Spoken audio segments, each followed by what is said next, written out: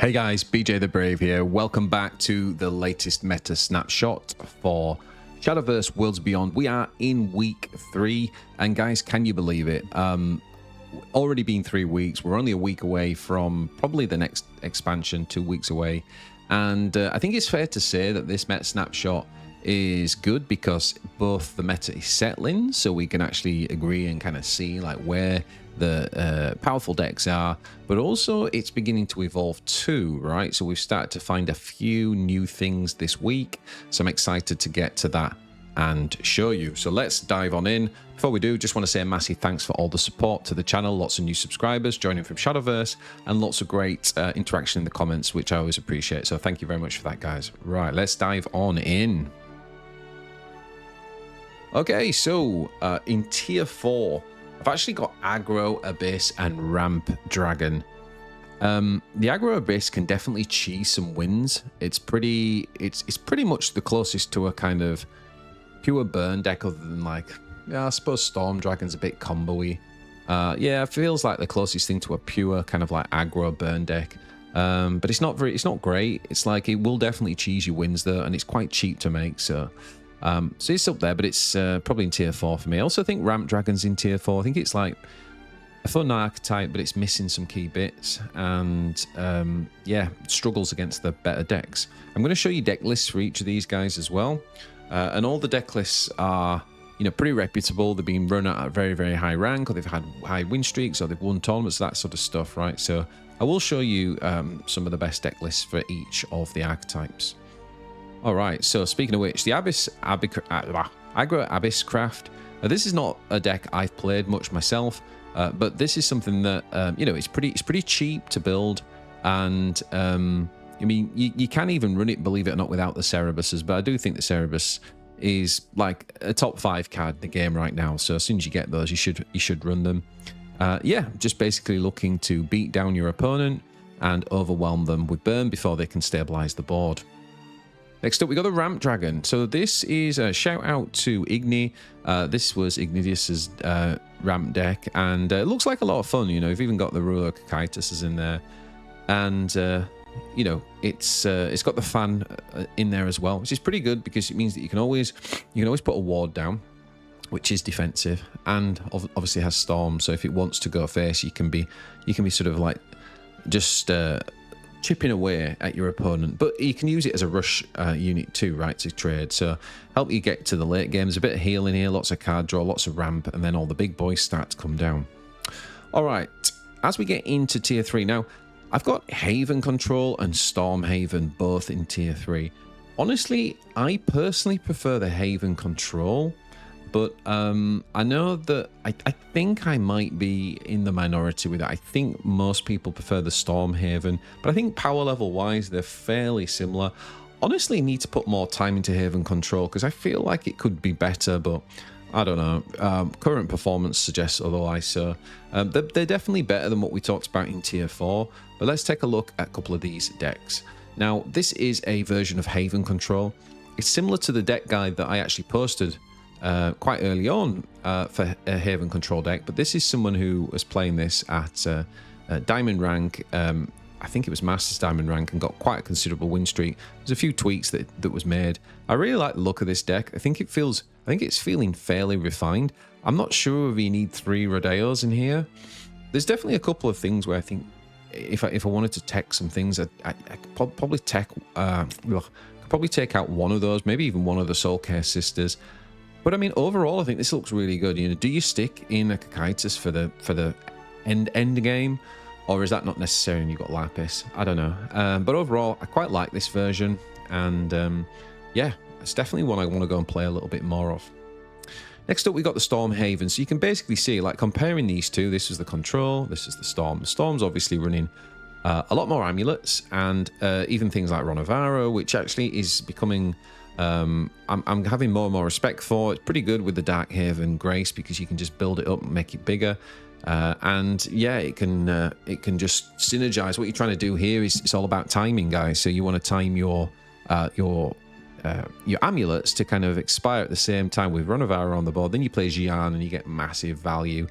Don't forget as well with Sacred Griffin, really nice trick you can do here is if you've got the Unholy Vessel down, you put Sacred Griffin on the board, you then Super Evo the Griffin, and then you Unholy Vessel, which would destroy all units. But because you Super Evo'd, you can't be destroyed, and then you can end the game. Also, another thing which I've not realised before is Ronavaro, when he's hiding in ambush, you can just Super Evolve him and not even get them out of ambush, just leave them there. And then when you actually Unholy Vessel, even if it's several turns later, because you Super Evolved, it's still immune. So there's a few nice tricks in here. Also, don't forget main you with being the only aura deck unit in the game. Yeah, it can be a bit annoying for your opponent. A lot of people run like cheat removal spells and they can't use it, so it can put a little bit of damage on. So yeah, interesting deck. Like I say, I personally prefer the control version, but I think this might be, I think the general consensus is this, they're fairly similar, but this might be slightly more powerful right now. All right, so in tier 2, I've got the Storm Dragon, because right now, guys, the guys who are number 1 and 2 on ladder are just playing this, and in terms of like just cheesing out wins, Storm Dragon can definitely do that the best. You've got to mulligan correctly. You're probably going quite hard for Fan and Forte. But basically, you are able to do so much damage without interacting with the board, without interacting with, and being able to hit face with cards from hand. So much Storm. Yeah, it's a really powerful deck. But how consistent is it? I'm not sure. It's very fast to play though, so quite a good one for ladder. Now, one of the surprises this week is the emergence onto the scene of mid-range Abyss. Now, Abyss, for the longest part, really has been in the gutter, and we've all been talking about it being the worst class. However, I actually think that the mid-range Abyss that has, as I say, erupted onto the scene this week, there's a few versions out there. I'm not sure that it's completely refined and agreed on yet, to be honest. So there might be more juice to squeeze from this one. But what is for certain is the results that this thing's getting is definitely respectable. It's not tier 1. But I actually think that this mid-range Abyss can beat a lot of the decks that we've talked about so far, and it has a kind of game plan against anything. It's a true mid-range deck, and it can kind of tailor and adapt to whatever it's playing. Now, mid-range sword, I had this in tier 1 last week at the bottom of tier 1, but I think I'm actually going to put it down to the top of tier 2. And I really think this deck's brilliant. It's one of my favorite decks in the game. I did a great masterclass with Seeking Earth, so definitely go and check that out if you've not seen it, because we went into, in real detail, some really advanced tactics in that. Seeking Earth reached the final of Gengo's Gauntlet, the £1,000 tournament, so definitely go and check that out. He really knows what he's doing. It was great stuff. The only reason I'm bumping it down slightly is that it can't heal. And where the meta's at the minute is that I feel like decks that most of the decks are looking to sort of get you to a certain range, and then they just like chip away, and then they just kind of like start to burst you down. And the problem mid-range have got is that even though I think they put the best value onto the board than any other class or deck in the game, they can't heal at the minute, and I think that's a real weakness in this kind of like style of meta.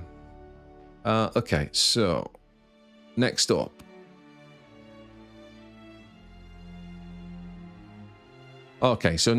we're gonna show you some deck lists for these. Okay, so click on here.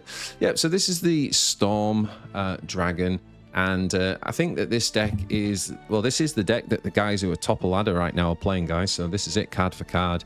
It's not actually the T2 semi-final. I need to change that name. So yeah, this is like top of ladder, guys. And I mean, wow, like the power, the burst in this, right? You've got some nice early game units. I like the Ruby in there to kind of like course hand correct. I like the Indomitable Fighter, which can obviously be played standard 2-drop, or it can be played later. I like the 3 fans, which you probably want to be mulliganing pretty hard for. And obviously triple Forte. And yeah, it's really difficult because there's a lot of cards in here that your opponent just can't trade with, right? Coming at the Fortes. What else we got? The Little Dragon Nannies. And yeah, being able to then buff those as well with things like Marion. Yeah, this is really good. and even like Triple Warrior the Deep, top end of the curve. It's quite a low curve. It's a very powerful deck. I really recommend this, guys, if you want to play some fast ladder games. Oh, by the way, shout out to the Vigilant Detective there as well. A couple of copies of that from the neutral pool. And, of course, that allows you to deal with enemy wards to make sure that you can just get through and hit face. Next up, this is the Mid-Range Abyss. Now, guys, as I said, there are a few versions of this deck running around at the minute. I've seen some without Ceres. There's probably about 4 or 5 cards that are interchangeable, but this is a version that had a very good win streak at diamond rank and high on ladder, and I wanted to share this version with you. And as I say, it's probably going to get even more refined. I've seen some people only single copy of Medusa, quite like to personally. But this deck is pretty good, guys. It's got pretty good value throughout, and it's got some nice tricks at the end for multiple ways in which it can end the game, which makes it quite difficult for your opponent to calculate. So it's a very adaptable deck, and maybe Abyss wasn't quite as bad as we thought. I really genuinely do think that this is a kind of, you know, a sort of mid tier 2 deck. Yeah. All right, next up we got the mid-range sword, and even more refined than last week. This is taken directly from my masterclass video that we did with Seeking Earth. Like I said, definitely go and check that one out. And this deck's very powerful, guys. It's very powerful. It can just be too much for your opponent. It's got so many ways of answering the board without using evolve or super evolve. So it's superb. The only thing it's really lacking is any heal, so you've really got to protect your health. But other than that, this puts on the board some insane value, guys, like absolutely bonkers. Just wave after wave after wave, and you can just completely overwhelm your opponent. Okay, so in tier 1, I've actually got Puppet Portal, and then we've got the Spell Boost Runecraft, we've got Roach Fairy, and Artifact Hybrid. Now, the Artifact Hybrid, I'm gonna I've called it that, but I'm gonna show you like the fact, because there's, to be honest, there's like 3 versions of it, and I've shown you some previously, but I'll talk you through that when we get to the deck. Now, Roach Fairy is one of the big changes here, because last week I actually had it at the top of tier 2. And what I'd said was that it had such a high power ceiling, but it was difficult to play. And someone rightly commented, pulled me up in the comments and said, just because something's difficult to play shouldn't mean you put it lower in a tier list. And that's actually true, right? The tier list is really about how powerful is the deck when played well. And so I thought I'd give you a shout out, but I haven't got the name to hand. But I thought it was a really good comment, and I thought it made me think, yeah, that is true. Just because it is difficult to play, I'm not ranking it on difficulty. I'm ranking it on how powerful it is. Now, if you want me to do that, by the way, going forward, let me know in the comments. If you want me to rank the difficulty, I can kind of say easy, moderate, hard for each of the decks. That could be fun. But the Roach Fairy in practice with the top players, there's no doubt in my mind anymore that it is a top tier deck. It's a tier 1 deck. It can do very well against things like Spell Boost and even Artifact as well. So it's a very, very, very strong combo deck. Right, let's have a look at these decks. All right, so Puppet Portal, got something like this, and again, this deck is shout out to Igni. I think this was the one that he hit Masters on. Yeah, it's pretty good. It's just constant, right? The amount of puppets that you can use. You can do big Orcuses. You've obviously got things like the Medical Grade Assassin to help you remove in the early game. Noah just refills. Sylvia is one of the most broken cards in the game. And then, of course, Orcus is just massive with the additional puppets that you can play with him as well. And by that point, your opponent's probably going to have such little health, and then you come down with things like Liam. And even if you know, the thing with Liam, what's quite funny is you have the units up, the little units, and then sometimes their health's so low at that point that they have to remove the units, and by doing so, they kill themselves. So yeah, this deck is very, very good. Another really good one if you want to climb ladder. So the next deck I want to show you is the Spell Boost Runecraft, and this deck's just got even more refined. One of the things, there was quite a bit of playing around with some of the sigil stuff. And I think where the meta's kind of settled is that you now run 3 Witch's New Brews instead of like the rainbows. What that means is that it's basically for only 1 player point you still draw the card, whereas the rainbows cost you 2 to draw a card, although the rainbow did give you 1 extra spell boost on 1 card. What this is giving us is a cheaper card draw, and occasionally we'll use the Earth Rights. We don't always, but if we need to now, the Sage-like Teachings, which we've got 3 of, don't have to be an automatic heal, because we can actually use it as a AoE, 4 damage removal AoE. So it just adds a little bit more strategic flexibility. Don't get me wrong, most of the time you'll still use the Sage Lights for healing, but it just gives you an option, and you still draw the card for only 1 cost. Everything else now is getting pretty streamlined in this deck, guys. This deck is so powerful. It really is. And the only weakness really is it being beaten down early. Next up, we've got the Forestcraft, and actually quite a few evolutions. So you can play the deck that I showed you last week, which was from Chappie916. Great Twitch to watch if you like Forestcraft. His deck's absolutely perfectly fine. Again, he got to Masters with his deck.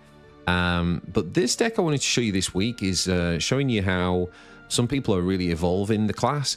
This is really going even more all in on the Roach synergy, right? Like, at this stage, we are dropping things like Twinkle Toes, which, you know, some people think just doesn't do that great into the meta at the minute. It's too many AoE clears and stuff for kind of go wide strategies. Instead, what we've got here is we've got the Baby Carbuncle. Now, I haven't played this yet, but I'm actually dying to do it, because what this basically means is if we Super Evo the Baby Carbuncle, we get +3 play points. Now, this guy only costs 2, so essentially we're getting a 5/5, right, if he's Super Evo'd. Obviously, an extra 1 on the combo because we're playing him, and then we're getting +1 because he costs 2, right, and he gives you +3. So it's like +1 net. And what's happening here, guys, is this is enabling you to make even bigger Killer Roach chains, to the point now that people are just killing people from 20 health down. So again, go and watch this played in the hands of top players. It's a phenomenal deck. It is really easy to get wrong. The sequencing is super important, right? And I think that's one of the key challenges with this deck. There's going to be a steep learning curve. You're going to lose a lot of games to start with, right? A lot of games to start with, but that doesn't matter, because power-wise, once you master it, once you understand what this deck can do, it is definitely, without doubt, tier 1. Now, last up, I want to talk about Hybrid Portal, because there is kind of like, we started out with pure Artifact and then the pure Portal build, which is pure Puppet build, sorry, which I showed you earlier. And what's happened is that, to me, there's kind of like 3 versions that are now hybrid. The first version I'm calling Puppet Light, and that's like the canon version that I was playing with Seeking Earth. And again, I've just done an advanced strategy on that deck, so go and check that out on the channel. And what that's got is it's got things like Lovestruck Puppets in there. So it's got, but that's, and obviously Orcus. That's about it. So it's very, very Puppet Light, and it's mainly focused on the on the artifacts, right? And then you've got like the deck that won the Gengar's Gauntlet. That was the one that I showed you in last week's Meta Snapshot. And I would say that that's somewhere in the middle, right? Because it runs things like the Puppet Theatre. I think it runs Medical Grade Assassin, maybe even. But it's definitely not as puppet heavy as this version. It doesn't run the Noahs, for example. And it's still ultimately focused on the artifact element. So it's kind of like a real hybrid half and half. Now, this week's version, which I'm showing you, which has just got ridiculous 11 wins in Diamond Group at Master Rank, what this has done is it's almost gone Artifact Light. So it's kind of completely tipped it on its head. So it's kind of like almost more puppet orientated, but it's got the artifact, enough artifact in there through the artifact recharge, the 1-drop, and things like I think it's the Miriam, and that means that they can play out Alouette, right, which is obviously one of the best 5-drops in the game, and start to get that value. So again, you've now got lots of choices for how you do this class. I do think this class is probably the best designed base set out of all of them, because there are so many variants that you can play from so few cards. And yeah, really big shout out. This is a pretty cool version, and gives you something new to go ahead and try this week. So overall, just come on to here. Overall, we can see, you know, I think as a class, I think Portcraft is just a phenomenal one. And if you wanted to just one class it at the minute, this would be the one I think to do, because there's so many variants you can do, from Puppet Portal to the 3 types of hybrid that we just talked about. But one thing what's great about the meta, guys, and given that the game's new still, is that, you know, whichever class you actually like, you know, there is something for you. And people will say, no, you know, Abyss are a bit underpowered and blah, blah, blah. But again, we found this mid-range and it's actually doing pretty well now. So I really genuinely do feel like, you know, just pick the class that you enjoy playing. And it's more about actually spending the time mastering the deck. So there you go, guys. That is the Meta Snapshot for this week. Hope you enjoyed that. Hit that thumbs up if you did, and go and check out some of the deck guides and masterclasses on the channel if you enjoyed that.